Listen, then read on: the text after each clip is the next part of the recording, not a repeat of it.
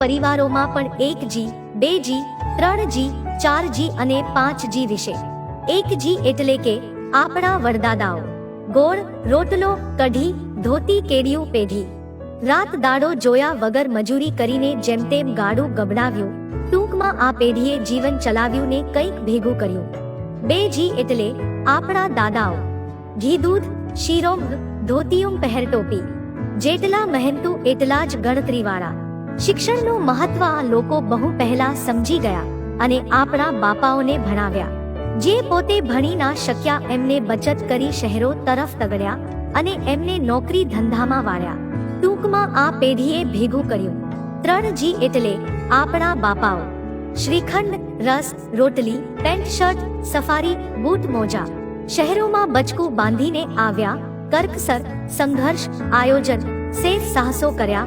ખૂબ રાજકીય, સામાજિક, ધાર્મિક પહોંચ બનાવી. ખૂબ મહેનત કરી અને આજે દુકાનો, કારખાના, ઓફિસો, જમીન જાયદાદ, ગાડી બંગલા ખડા કરી દીધા. તમારા પપ્પાને આજે એમની સંઘર્ષની જૂની કહાની પૂછજો, મજા આવશે. ટૂંકમાં આ પેઢીએ કંઈક વધાર્યું. 4G એટલે આપણે બધા ખાવાનું પંજાબી, ચાઇનીઝ, અનલિમિટેડ થાળી. પહેરવાનું જીન્સ ટી-શર્ટ વાળી પેઢી. 50 પૈસાની આવક અને રૂપિયાનો ખર્ચો. સ્માર્ટફોન વાળી પેઢી.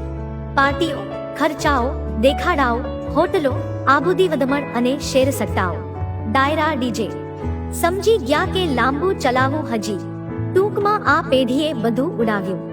હા, હાલની આ પેઢી ખૂબ જ આક્રમક, પોતાના હક અને અધિકાર માટે સામી છાતીએ લડનાર, ઘર, સરકાર કે સિસ્ટમ સામે ખુલ્લું બંધ પોકારનાર, બાહોશ અને બળવત્તર પેઢી છે.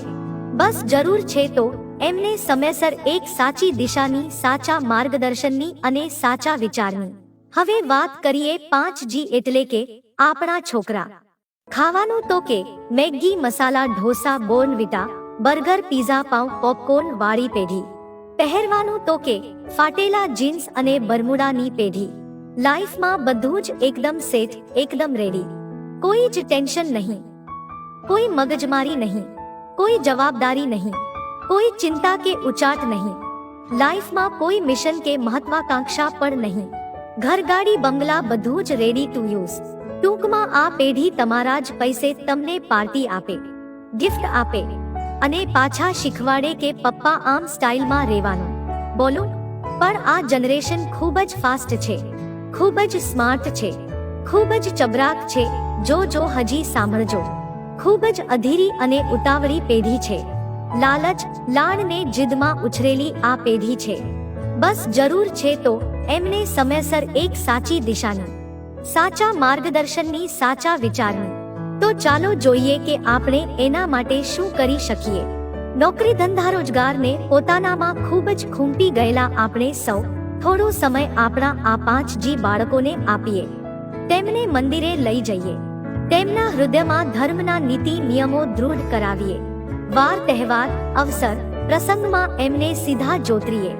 એમને આપણા પરિવારનો, સમાજનો ભવ્ય સામાજિક અને સાંસ્કૃતિક વારસો સમજાવીને આપણા બાપદાદાઓના સંઘર્ષની વાતો માંડીએ.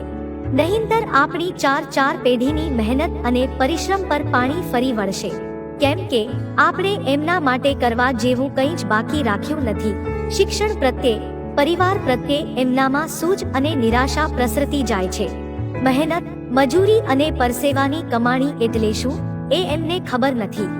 કારણ કે 24 કલાક એરકન્ડિશનમાં રહે છે. મારી આ વાત જો ખોટી લાગી હોય તો મને માફ કરજો, પણ આજની અને આવનારી પેઢી માટે આ ખાસ વિડિયો છે.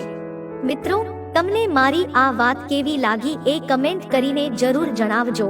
અને આ વાત સાચી લાગી હોય તો તમારા સગા સંબંધી, ભાઈ, બહેન, દીકરા, દીકરીને જરૂર શેર કરજો.